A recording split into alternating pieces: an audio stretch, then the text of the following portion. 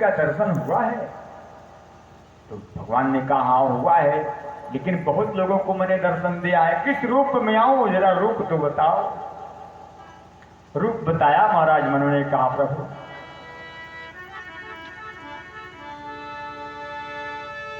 जो भुसुंडी मनमानस हंसा अगम सुगम जय निगम प्रशंसा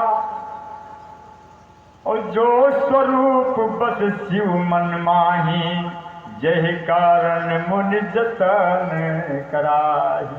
जो रूप भगवान शिव के मन मंदिर में है, शिव के मन में कौन सा स्वरूप है? कि नारद जी की बीना से यही नाम निकलता है। हाँ, नारद जी की बीना से यही नाम निकलता है। शिव जी के मानस मंदिर में दीपक सा जलता है। शिव जी के मानस मंदिर में दीपक सा जलता है। नारद जी की बीना से यही नाम निकलता है। शिव जी की मानस मंदिर में दीपक सा जलता है। शिव जी की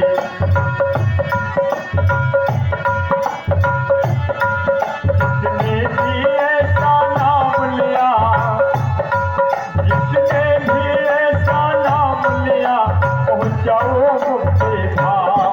सीता राम सीता राम सीता राम सीता राम राजा राम राजा राम राजा राम राजा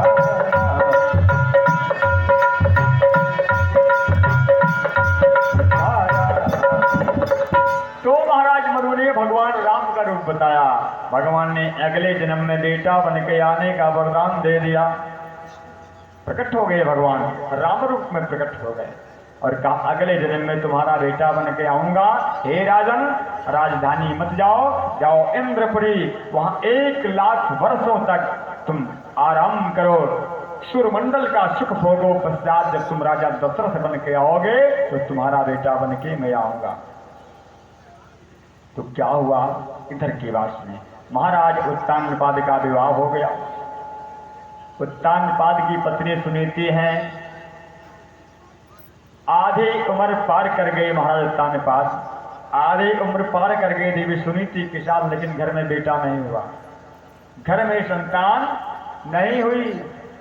एक दिन देवी सुनीति कहती है महाराज उत्तानपाद से कि हे राजन, एक काम करो। उत्तानपाद और सुनीति में बहुत प्रेम है। सुनीति ने कहा कि यह काम करो कि पुत्र तो हुआ नहीं और पूरे भूमंडल के राजा हैं आप, कहीं ऐसा ना हो कि वंश सूना हो जावे। तो अब हमारे तो पुत्र होने का कोई व्यवस्था है नहीं, क्योंकि उम्र ढल चुकी है। हे राजन, आप दूसरा विवाह कर लो।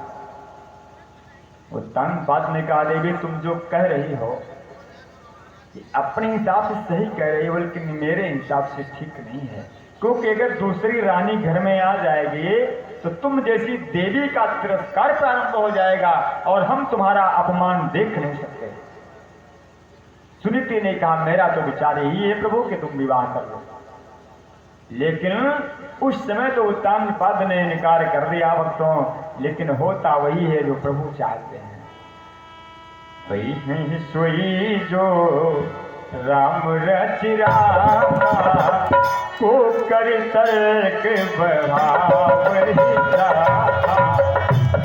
नहीं सोई जो राम रचिरा को कर तर्क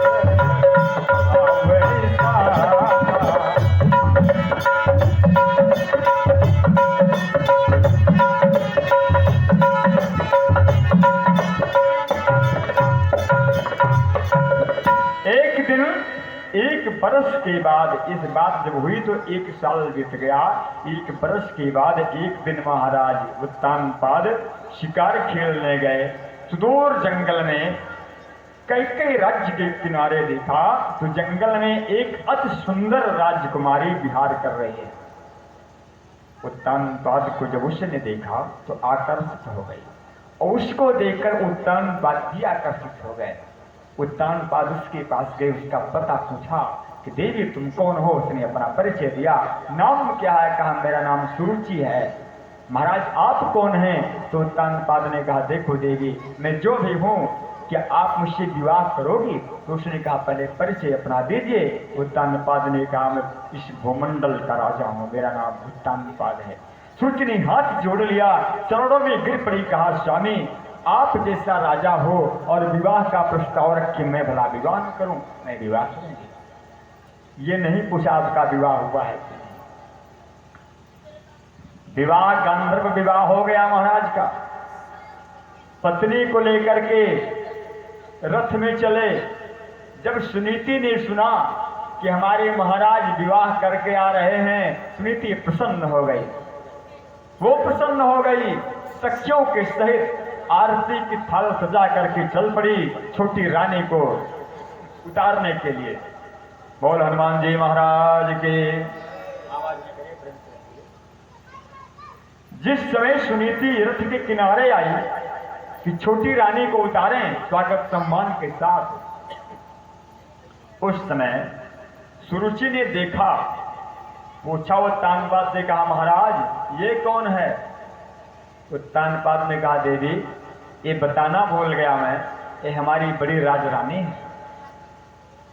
राजरानी इसका मतलब आपने विवाह कर लिया पहले?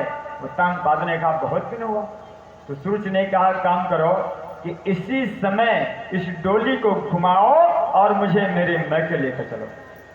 मैं नहीं रहूंगी यहाँ। क्यों? अब यही विचार करो। एक रानी सुनीति है जो प्रस्ताव रख रही है कि विवाह कर लो, उसी को रानी बना देना, हम दासी बन के रह लेंगे। और एक सुरुचि है कि कहती है कि हम इनका मुंह नहीं देखेंगे, मुझे लेकर हमारे महल के चलो। उत्तानपाद ने कहा ऐसा मत करो, उतरो। सुरुचि ने कहा नहीं ऐसा नहीं होगा। उत्तानपाद ने कहा जो तुम कहोगी वही होगा। क्योंकि इतने आकर्षित हो गए थे महाराज, सुरुचि का कहा टाल सकते ही नहीं थे। कहा जो कहोगी वही होगा, लेकिन तुम्हें रहना होगा। सुरुचि उतरी, उसने आदेश किया, कहा महल में मैं जब जाऊंगी राजन, जब पहले इस रानी को तुम इस राजमहल से बाहर निकाल दोगे। सुनीति ने सुना। उत्तानपाद से कहा स्वामी इसमें क्या बड़ी बात है? अरे हमारा बीत चुका है, हमारा तो बीत गया है। हमारी तो इच्छा है कि अब शेष जीवन में संतों के सत्संग में बिता लूं। उत्तानपाद के आंखों से आंसू गिर पड़े और सुनीति को उसी समय राजमहल से दूर जो गृहस्थ ब्राह्मणों ऋषियों का आश्रम है, उसी आश्रम के पास एक कुटिया छवा दी। पूरी दुनिया की राजरानी एक कुटिया में रहने जा रही है और प्रेम से रहने जा रही है।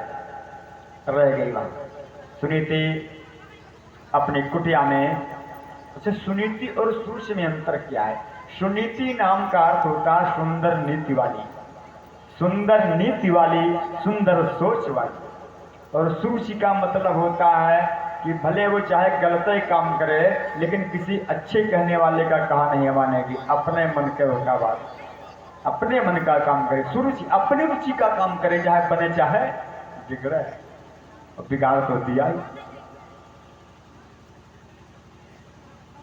एक वर्ष बीत गया, कुछ नहीं हुआ। 2 वर्ष बीता, 3 वर्ष बीत गया, कोई संतान सुरुचि को भी नहीं हुई। सुनीति संतों के सत्संग में मगन रहती है, बड़ा प्रेम है। पायो जी मैंने राम रतन धन पायो, पायो जी मैंने राम रतन धन पायो, पायो जी मैंने, पायो जी मैंने राम रतन धन पायो। आपको लोग गाओ भाई, आपको सब गाओ भजन। हम गाने के लिए गाते हैं। अरे यही बहाने राम के नाम निकल जाए श्यावर रामचंद्र के लिए गाइए। पायो जी मैंने राम रतन धन पायो, पायो जी मैंने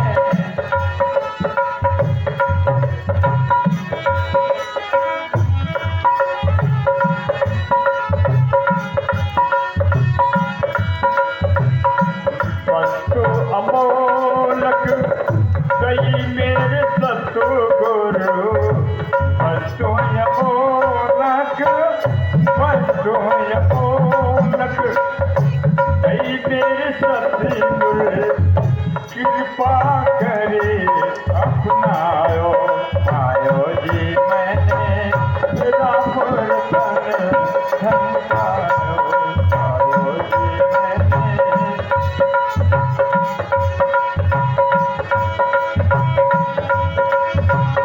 राम रतन धन पायो।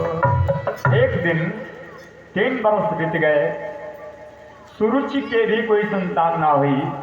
एक दिन महाराज उत्तानपाद बहाना बनाकर, सुने ध्यान से, बोल हनुमान जी महाराज के।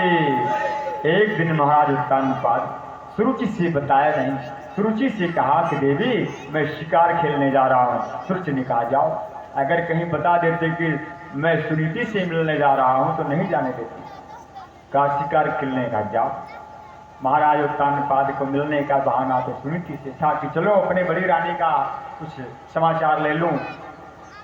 गए तो उस रात्रि को विश्राम महाराज ने सुनीति के आश्रम में ही किया, वो रात्रि विश्राम। और संयोग देखो भगवान का कि उसी रात में महाराज ध्रुव सुनीति की गर्भ में आ गए। बोल सच्चिदानंद भगवान की। लौट आए महाराज उत्तानपाद, लौट करके आए, समय बीता, सुरुचि से बताया नहीं कि मैं गया था वहां। 1 वर्ष बीता, 1 वर्ष के पश्चात समय आने पर एक सुंदर बालक देवी सुनीति के गर्भ से पैदा हुआ। भक्त महाराज ध्रुव आ गए। उन ऋषि के सत्संग में, जो वहां ऋषि जन रहते थे, उनके सत्संग में ध्रुव जी बैठते, बड़ा सुंदर सत्संग करते। मतलब शुरू से ही वो ऐसे सांचे में ढल गए कि सत्संगी बन गए। ध्रुव जी 3 साल के हो गए तो एक दिन में संत जन जाने लगे। कहा देवी हम लोग इकट्ठा कहीं डेरा बना के रहते नहीं हैं। हे सुनीति तू बड़ी सुशीला है, तू राज रानी है, तेरे अहंकार नहीं है।